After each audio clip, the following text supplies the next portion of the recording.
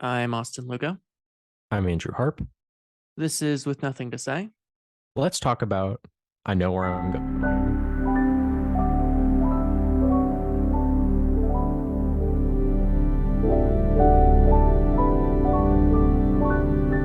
Before we get into this week's show, next week we are watching a horror film. What are we watching, Andrew? I've already forgotten. Deadbeat at Dawn.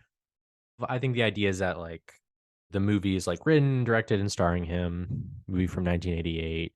Scuzzy, low budget movie that he probably just scrounging together whatever money he had to make the movie. Yeah, classic DIY kind of stuff. Yeah, pretty much. I don't think we've really done any low budget films on the podcast before. We've done a couple of horror films, but This one looks pretty scuzzy and low budget. it sounds like fun. It's gonna be a blast. We watch Reanimator. That movie's kind of low budget, but it doesn't show too much, I would say. I guess that's true. Videodrome, I would describe as a horror film, but it's Cronenberg. So, but this week we're watching I Know Where I'm Going, arguably the most Scottish film to ever exist. It's so Scottish. Unfortunately, so yeah. It's so Scottish, in fact, that when Emily came home yesterday and heard me watching the movie, Yeah. she legitimately thought it was another language. Yeah. Those accents are thick, man. Yeah. They occasionally will speak Gaelic. Is Yeah, that the Gaelic. language? Mm-hmm. Yeah. It's pretty Scottish. Yeah. This movie's basically you ever watch sometimes during Christmas time we'll watch a bunch of really bad Hallmark Christmas movies. Yeah. A lot of them are boring and not funny. Some of them are kind of funny. Mm-hmm. This one's kind of like the proto Hallmark Christmas movie because it's like a lot of the Hallmark Christmas movies are very ideological, and they'll do a thing where it's pretty much the same exact story as this movie where you have a enterprising young woman in the city. They live in the big city and they have to go somewhere. They have to leave the city to do something or go somewhere or see someone. And then something maybe goes wrong, like in this movie, where they get stuck in a small town. Yep. The culture shock is understandable, but in Hallmark Christmas movies, it's not because it's just they get stuck. You go from the big city to small town. Yeah. Yeah, to a small town American city in the south or west or whatever. Whatever. But everybody's really rich. Everybody Yeah. has a lot of money. She'll go to the house of the romantic interest, the guy, Mm-hmm. and it's a very, very nice house. Very nice. And there's some nice houses in this, but A little different. I guess they have character, I guess. And then yeah, she hates it and she's kind of hoity toity a little bit, but then she starts to really it's kind of nice and stuff. And then, they fall in love at the end. There's so many movies I've seen that have this exact same structure. Mm-hmm. Yeah, it's the proto of those movies. Maybe not even the proto of these movies. There's probably somewhere in between this movie and all those movies that I'm missing. Yeah, speaking as someone who's watched a lot of romantic comedies from this era, from the 1930s through 40s, especially through the Depression era and then the war era here, this is very boilerplate, paint by the numbers when it comes to the storyline. We've seen this a million times. It's very distilled though, I think. Yeah. Well, let's get into it. Let's get into I Know Where I'm Going. Yeah, directed by Powell and Pressburger. The Archers, as they're called. The Archers. I love that. That was their calling card, I guess. Them together. Huh. That's cool. Yeah, because at the beginning they have it says the Archers. That's Mm-hmm. their calling card. The Pressburger and Powell calling card. I love that. Yeah, it's dope. It's sick. Is there a reason behind that? I haven't really looked that far into it. I just know that that's their calling card or whatever. Well, the movie opens in sort of a newsreel type fashion, and you kind of get the first 25 years. The opening is a little confusing because they have the narrator and then he never returns. He never returns. But whatever. It's oh God, is there going to be a narrator? And then there wasn't for the rest thing. of the movie. And that's good. That's good. Yeah. I think it's to hearken to those kind of newsreels that they do before films of that era, especially because, right, came out during the Great World War II. Yeah, 1945, which they mentioned in the movie. Yeah. They have quite a few references to the war, as they call it. Mm-hmm. But during that time, they would always do a newsreel before the film began, and they'd kind of have that kind of voice where he's like, blah, blah, blah. You're right. So I think it's supposed to be a little tongue in cheek because the narrator kind of Like there's a little bit of back and forth between the narrator and what's going on in the scene, which is fun. But yeah, if that was through the whole film, which I've seen a couple of films where they do that, because there was this idea at the time that just like films would just kind of run through that like newsreel kind of thing. It's awful. That would have been a terrible film. It would have. Yeah, it was just kind of like this weird opening. Whatever. The movie's like very erratic. It goes by very quickly. Yes. It's edited in a quick fashion, I think. And it's a short film. It only runs 90 minutes. So, it's very like to the point. So we learn about our protagonist here, and this is a woman who knows where she's going. Joan. Yeah, I know where I'm going. I love the song. The song is a little funny. Like, the I know where I'm going song. Bro, that shit went hard. That was such a great song. You're at the beginning as she's leaving on the train. You're like, oh, okay. And then at the end, I think. There's a couple of fun songs in here. And Joan is a modern American or English woman. She's English. I think everybody's English. There are no Americans. And she's prepared to find a man because she needs the money. Yeah, she found one. And that's where the movie begins, already having found the man, telling her right away. her daddy. They wasn't waste any time. It's so good. She's letting her dad know, like, yo, I'm marrying this guy. And he's like, okay. I love it. She's just like, oh, it's quick. But of course, she's not really marrying him. She's marrying the man for his money. The chemical something industries. It's like CCI, something chemical industries. He owns it or something. Yeah. He's like a billionaire. He's a Jeff Bezos of his time, Rockefeller. Sure. Yeah. Those kind of people. Yeah. Just a really rich guy. Yep. And they've never met face to face. How do you think they met? I guess letters? They don't really explain at all. No. It doesn't matter. Who cares? Sir Roger Bellinger. And he lives on an island called Caloran, which, by the way, it's not a real island. I thought it was real, but it's not. I mean, I don't know much about yeah, I don't know. I wouldn't know either way. I don't know much about Scottish geography or anything like that, but yeah, I read that it was not real.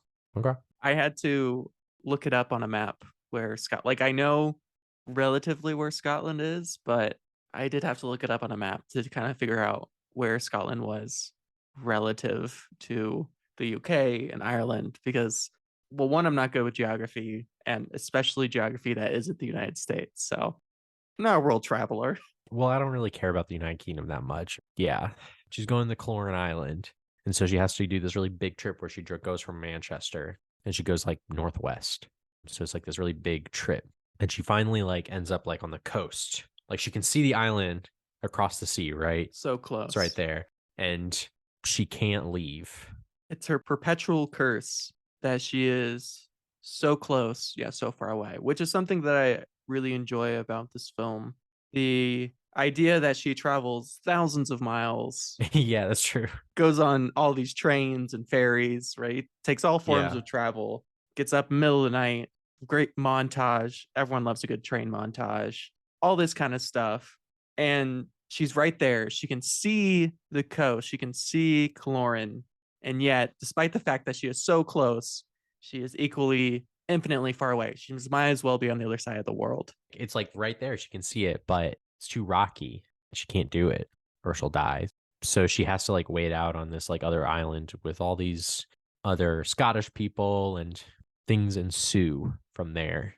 I think she goes to like a house and she meets like a couple wacky characters. Well, she meets Torquil McNeil. McNeil is the guy McNeil, who also is trying to go to Caloran Island, and they meet each other, and he's the romantic interest. He's a cool military guy. He's on leave. That's right. And we also meet the wacky Falcon. He's like the comedy relief character. He's fun. I like him. Yeah, he's cool. Yeah. And the other lady too. The one that owns the house. I don't remember her name. I don't remember her name either, but she's cool. There's so many dogs in this movie. Like a lot of dogs. Yeah, there's a lot of animals and stuff. Second movie we've seen in a row that has a lot of animals. Wait, no. Yeah, we saw Holy Mountain last time. Yeah. Yeah. A lot of animals too. They love their dogs. Like, yeah, she went rabbit hunting. Got a fox. Yeah, she's just meeting everybody, and everybody's just kind of like weird and different to her, and she's just kind of put off by it, obviously. And once again, classic Classic stuff she doesn't understand, but she will understand. She's a big city lady in a small town She's a world. big city lady. And of course, she's obsessed with getting to Cologne. She has to follow this very specific schedule. Yeah, because she's getting married soon. And everyone keeps telling her, like, you're not going to get across to Cologne. Like, it's not an option. But she's like, no, I'm going to do it. It's a great way to express the different feelings of all these different characters, how they interact with the world. Our main character, Joan, she's a very stubborn lady. I didn't think she was like super unlikable though. Like in the Hallmark movies that I've mentioned and other romantic comedies similar to this one, they always kind of make out the women to seem like a huge bitch, like right from the beginning.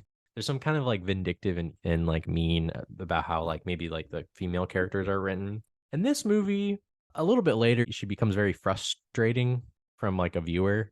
We feel like she's being unreasonable and dumb, but I still kind of root for her. I still kind of like feel bad for her. No, I completely agree.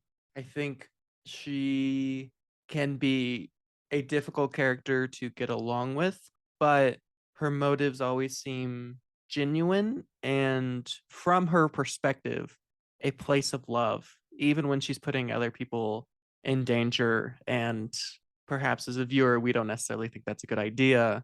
Her motives never seem cruel I don't think so, no. or as if they are trying to be mean to anyone in particular. It's more of just a culture shock.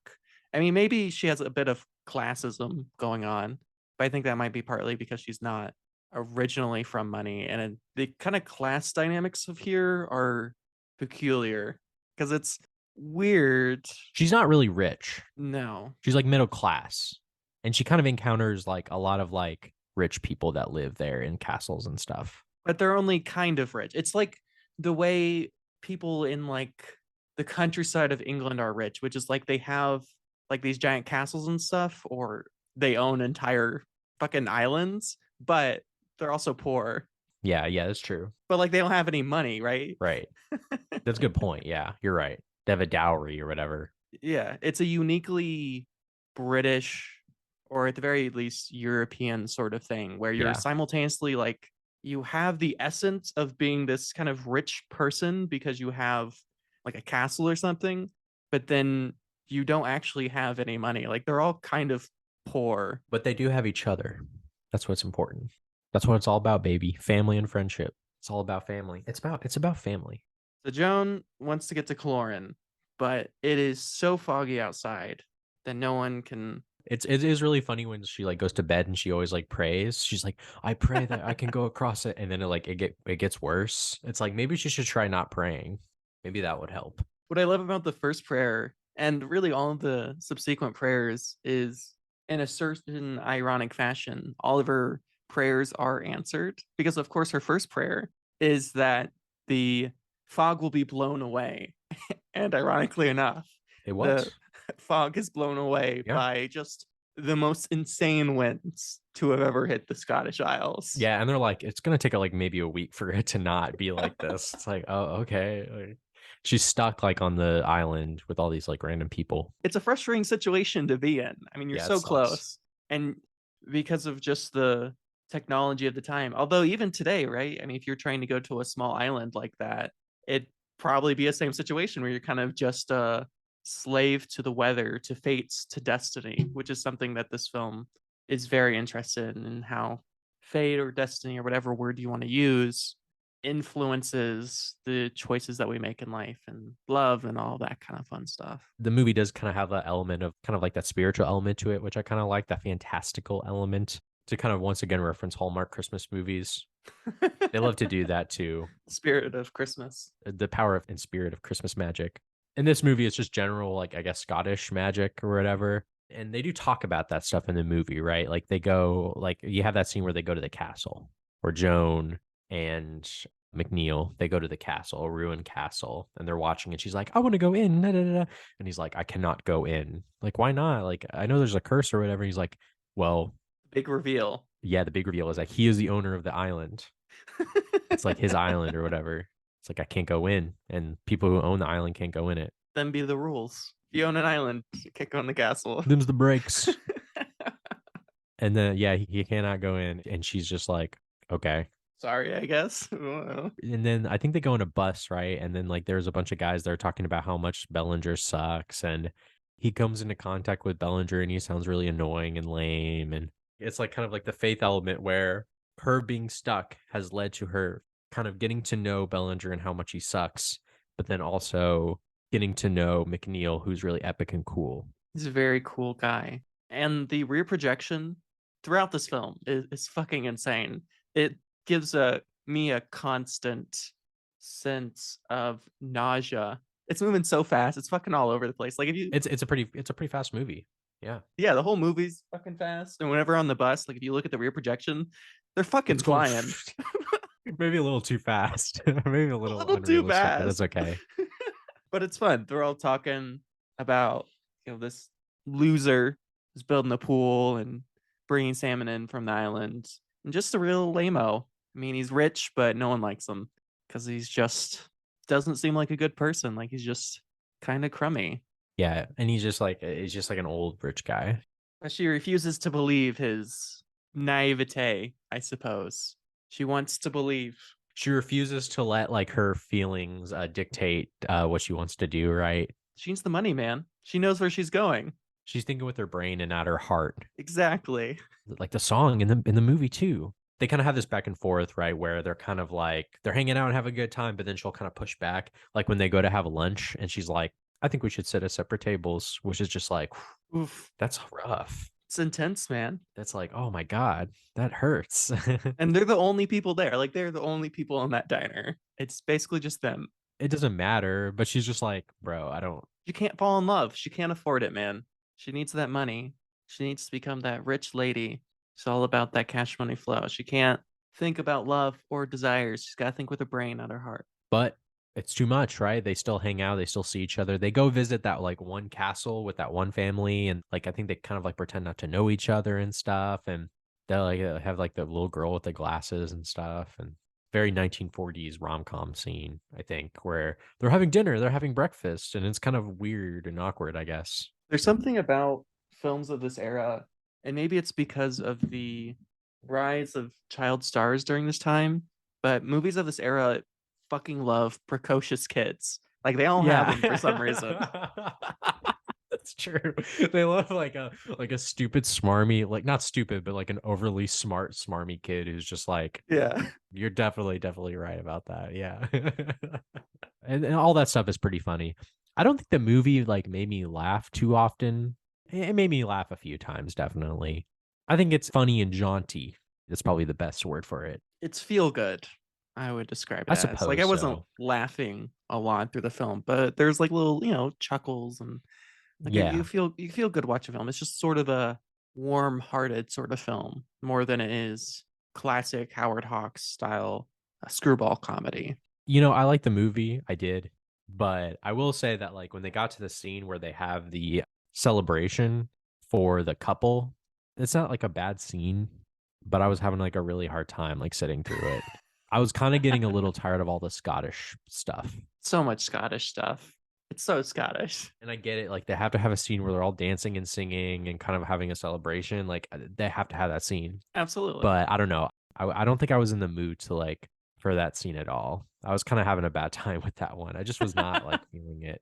It just wasn't reacting with my brain. But it's not like bad. Like it's most people watching are like, oh yeah, whatever. But I just was not digging that part for some reason. I don't know. I was like, okay, whatever. I don't know. I will say for me, I sometimes struggled to figure out what was going on because those Scottish accents were so thick. Like I really had to focus. I probably should have turned the subtitles on, honestly, because at times I couldn't. Because it's not only that they had a thick Scottish accent, or sometimes they would switch to Gaelic without any warning, but also that there's just a lot of phrases and just like isms that are both of the era Yes. of the 1940s and then also Scottish, and it's just a lot of things going on. Yeah. Sometimes feels a little challenging to figure out what the hell anyone is saying or what they're trying to say. I mean, you can get it from context because, like we've talked about, it's a pretty paint by the numbers film, but especially during this celebratory scene because it seems extra Scottish, as you It's put. just too much at that point, right? Like it's too many like Scottish pleasantries. I was just kind of done with that. But I think that is salvaged though with like the last half hour of the movie. I think the last half hour is quite good. There's a very sharp turn after the celebratory scene, which to speak a little bit more about the celebratory scene, I like the music a lot. I think it's fun. I like the singing. I like choirs for some reason. Like I like when people sing. It's just too much shit. Like it's not like bad. It's just like my patience was just wearing thin a little bit. Like it's not even a bad scene, and there's nothing wrong with it at all. It's just like for some reason last night when I tried to watch it, it was really kind of like really annoying me. No, I completely understand because the thing about this movie is 90% of this movie, up until this point, really until you get after the scene, is just people sitting around talking. Like there's not, Yeah, they're just getting everybody's just kind of like getting to know each other. Yeah, yeah. which I mean, we're an hour into this film and it's only 90 minutes long. So it moves at a fast pace, but so much of the movie up to this point has kind of just been people getting in different rooms, sitting, talking, Yeah. and you can only take so much of that. So I get it. Like at this point, you're like, okay, we're waiting for something to happen. Like we kind of need to push forward. The last hour half hour of this movie is probably more eventful than any other like movie that has a similar plot that's been made in the past 10, 15, 20 years. Yeah. The last 30 minutes of this film is absolutely wild, and I love it. And we should get into it. So Joan is like, fuck it. I don't care anymore Yeah, she fucking freaks out. She freaks out like, whoa. Gets very intense. because she's in love. She fell in love with this man. She's like, I can't do it. Can't do the love. Gotta have that sweet money. So she's like, I'm going there today and you're going to take me. And the guy's like, no, I'm not going to do that. I don't care how much you pay You me. will die. You You will will die under the die. water. And she's like, it's fine. She's so frustrating, but I get it. She's just over it. She's just ready. I mean, she's been on this island for like 7 days, just looking over. I mean, it's so close. Again, she can see it, but she just can't get there. She is so close. She's so far away. And so she's like, fuck it. I'm gonna do what I want. If you're not gonna take me, I will find someone who will take me. And she like manipulates that kid. That poor boy. He's like 18 years The poor old. kid. And she's like, I'll give you like what, 20 pounds to take me 20 across. And he pounds. agrees. He's like, yeah, because then he can get married with the love of his life. He's like, fuck, 20 pounds. Apparently, that's a lot of money. Yeah, I guess. Who knows? Once again, very frustrating. But it's very well acted and well made. Like it's frustrating, but I think it has to be for this scene in particular. So everyone's a bit on their wits' end. I mean, everyone's pissed because they're like, if this boy goes across, he's gonna die. Like, we don't care if Joan dies. Like, that's not our concern. But this Yeah, boy, fuck her. fuck her, will die. And then not only will they die, then they'll have to send somebody out to find them, and then those people will also die. It's just a whole lot of people dying, and they're not for it. Yeah, they have like a big argument, which is like crazy, like between like McNeil and Joan. He like throws her around, like he's very frustrated, and she still doesn't care, and she's still gonna go. And then McNeil's just like, okay, whatever, I'll go with you guys. And so like the three of them, the kid, McNeil, and Joan, get in the boat to go to Caloran finally. When they first like go out, by the way, I did laugh at like where they're both like they're kind of like peering over, right, the boat, and she gets blasted with water. You know what I'm talking about? Yes. I'm just imagining someone like standing off like a camera, just going, she's just like throwing a big bucket of water on her. That's such a funny shot. I laughed really hard at that. This boat scene is absolutely wild. It's really good. At the beginning and different parts of the film, like they really fucking did go out in the water and shoot a boat, like in fucking rough waters, which it might be a miniature, but even still, it's very impressive. It looks great. And the rear projection here is at its wildest. I mean, that fucking camera is just Yeah, all over the place. it's a little silly, yeah, but I'm okay with it. Yeah, everybody's like really like the special effects are just okay, right? But at least the actors are giving it their all. They sure are. Everybody's like flailing around. Joan has to like scoop water out of the boat, and she like looks genuinely in distress. Yeah, it's crazy. I mean, it looks legitimately painful, even just to be in that studio, because it's just pouring down fucking water on them. That boat's moving up and down. The camera's flying all over the place. I mean, they're probably fucking cold and wet, and It's a lot going on. Yeah. It's wild, man. I mean, they're just throwing water on these people. It seems like it gets worse. Like they go out to the water and all of a sudden the storm gets worse. And I think it does. I think they get hit with Yeah. like a storm again, like Yeah, while they they're like go straight into like a rainstorm. It's wild. and then they like survive it, and then the boat's engine dies, of course, because it's they weren't supposed to go out there. And then they get caught in a whirlpool. The fucking whirlpool. The famous whirlpool of Scottish legend, in which a man has to survive 3 days in some fucking whirlpool, and he's given three ropes. Oh, okay. It's the story. Okay, got it. I think it's a real fable. I think it's based off like a real fable. I bet it is, yeah. I'm not like 100% on that, but it sounds very similar to a couple of different Greek myths, which I am much more familiar with. So I feel like it's real, but I'm not 100% on this. I did not research it to see if it was real or not. But, anyways, the idea of the fable is this man's got to survive in a whirlpool for 3 days. And so he gets three ropes. He gets a rope of twine, a rope of hemp, and a rope made of maidens who are faithful to their lovers. Yeah, that was the story. Yeah. And they tell the story earlier in the movie. But on the boat, we learned that all three ropes had broke. They failed. They failed. They fucking failed, which is a terrible They time to died in finish the this whirl- story. Yeah. He's like, yeah, at the end of the story, the man dies because one of the women was unfaithful. No. Terrible time to bring that up. Yeah, that's a really bad time because they're gonna die in a whirlpool. It's just like this like moment where he's like trying to like fix the engine and yeah, but he's epic. He fixes that engine and they get out of there. Fucking does it. That's the one thing that the guy in the fable didn't have. He didn't have a boat engine. Didn't have a boat engine. He was born too early. He would have been fine if he had a boat engine. Is this a real whirlpool? Because I'm like watching it now. It does look like they used footage of like a real whirlpool. I don't think they were actually out there. No, I don't think there's anyone out there. They threw a piece of wood or something out there. And they're like, okay. They use a lot of miniatures in this film, especially early on when they do like trains and that sort of thing, and certainly throughout the film. But I don't know, when I'm looking at the whirlpool scenes, it does not look like a miniature. And maybe it's just a really good miniature, and I'm just fooled by. I don't think that's a miniature. You think it's a real whirlpool? There's maybe like an area in the United Kingdom somewhere where maybe whirlpools happen often and maybe they just waited for like a really good one. Maybe you can make them artificially somehow with like some machine. I don't really know. The magic of movies, man. Once again, it's not really like the best special effects, but I don't know. It's high effort. I would say it's Yeah. high effort enough. I would say. I would say the effort's good, and I think that the story carries it enough that it doesn't really matter at the end of the day. It looks good enough that like you buy it. Like it's fine. Yeah. You get the idea. But they survive. They get away from the whirlpool just in the nick of time. He fixes the engine, and they have to go back. They were so close to Caloran, but they actually have to go back to whatever fucking island they're on, which isn't Caloran. They're like I think Mole is where they were at. Yeah, they have to like hang out again for a little while and just kind of sit around and until they're ready to go again. They now share this moment, this life and death moment. And then you get to the ending, which the ending we might as well talk about now, I guess.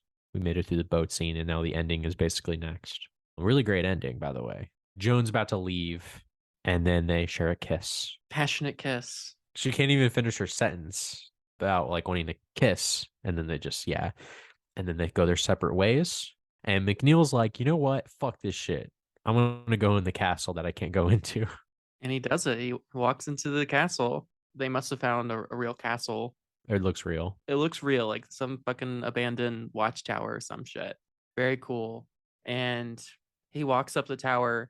And while he's walking up the tower, we hear the story of how the castle was cursed. And the story goes that this man and woman were in love, but they drown. I missed exactly why they drowned. It's like McNeil's ancestor went to the castle to capture his unfaithful wife and her lover. And he like put them in a dungeon or something. And I think the wife put a curse on the lairds of Cloran. And then he like goes up the steps and he's like reading the curse and the story and everything and like a voiceover and he goes up and he reads it, I think. In which it says, any McLean who enters this castle will never leave a free man. And you're like, whoa, no. Oh, shit. Oh, no. And then cut to we see Joan, led by three men playing bagpipes, coming back. Yeah, you see Joan, you're like, oh fuck, it's Joan. And then we get the final reveal of the curse, which is that he will forever be chained to his gold ball and chain, as it were. He'll be chained to a woman until he dies in his chains. That's the curse. That's the punishment for the curse, which is a great ending. I it's, love it. it's just a kind of good ending where the whole curse has been kind of like built out through the movie, but then him going into the castle, I guess in a way, you could interpret it either way, but him going to the castle, activating the curse so that they would be together, which is what they really want. So him kind of saying like, you know what, fuck this, I'm gonna go in the castle, helped to put them together. And that's the movie. It's a great ending, honestly. It's a bit of a tearjerker in some Yeah. ways, I think. Yeah, I think it's that effective. I think it's a absolutely wonderful ending. It really brings everything together. And something that I love about movies of this era is that movies just fucking end. You have your big climactic moment, they come together, and then that's it. Like there's no like fucking 5 years later, there's no 20-minute monologue about, how everything It is. It's just just like ends. Like, okay, boom. the end comes onto the screen. That's it. That's all you need. Yeah, we don't need to see them years later and they have a kid. Who cares? Doesn't matter. Yeah, but this is a great ending, a really, really great ending, and just a good movie overall. All right. Well, I'll give my final thoughts first because I feel like you've been doing the Sure. final thoughts first for a while. So I'll Yeah, I'll you take go over. first. I'll You go go first. first. So of course, I love a good rom-com, especially from this era. I love a good romance. I love pretty much anything from the 1930s, 40s. It's just weirdly nostalgic to me, and I don't know why. I've talked about this before. I think it has something to do with growing up as a kid watching these kind of movies with my grandparents who love this kind of stuff or something like that, but there's just something very feel good about it. I love the challenges of these eras where they had to combat the Catholic Church. And so all films kind of had to be under this weird sort of G rating, which made making these kind of films sort of challenging. But I think in a way that challenge made these films all the better because today's sort of rating system, you can get away with a lot more. And I think that's led to a lot of cheap jokes, especially like the early 2000s. I mean, you think of a lot of those rom-coms and just kind of like the cheap chops at people that really don't lead to anything. I think these kind of films are a lot more heartwarming and touching and had a lot more challenges, which I think made the films all the better in the end. I think all of the performances in this are great. I would have loved to see like a Katherine Hepburn or a Cary Grant in one of these performances, but I think everyone. I like that they're not those people, in my opinion. I like that they're just kind of people I've never seen before. I think it makes it more down to earth. Yeah, I think I've seen the McLean guy in a couple of things before, but I don't know if I've seen her in anything big. They all look familiar, but I'm not sure if I've seen them in any big roles necessarily. But they both give incredible performances. There's some great use of lighting here, some expressionistic kind of stuff, some very beautiful silhouettes. They definitely use the Scottish countryside to great effect. Even though it is a film of the 1940s and some of the special effects maybe are a little dated, I think, as you put it, everyone's really trying their best here. I mean, they really do go to a fucking whirlpool and they're on trains and all this kind of shit. So, a nod to them in all those different directions. I think the music is fun. The Scottishness of the film is almost overbearing at times. This movie moves at an extremely fast pace. I mean, it fucking flies. And yet, despite this, there does seem to be a bit of a lull because so much of the film is just people sitting around talking, which does get a bit old at times, but I think they handle it well.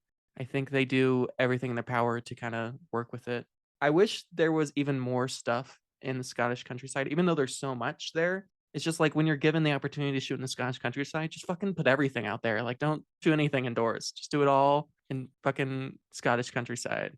It is a bit boilerplate, it is a bit paint by the numbers. So if I was using my old system, I'd probably give this film a 7 out of 10, but I don't do sevens anymore because that's kind of too middle of the road. So I would say it's like a very low 8 out of 10, like just on the precipice of 8. I think it's a solid 7 for me. I think it's really good. I think you nailed it for the most part. Some of the stuff was a little much for me, but the last half hour is good. The ending's really good. I think everyone in it is really good. I think the vibes are really good, and there's clearly a lot of like skill in the directing of the movie. It's just kind of like a really solid boilerplate like rom com of this time. It's just really really solid.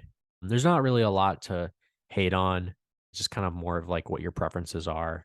And like I said, there were some things that were a little grating, but those moments kind of came and went due to the movie's pace. And yeah, there's not really like a whole lot to say about it. It's just a solid, rom com from the 40s, So, 7 out of 10. All right, y'all.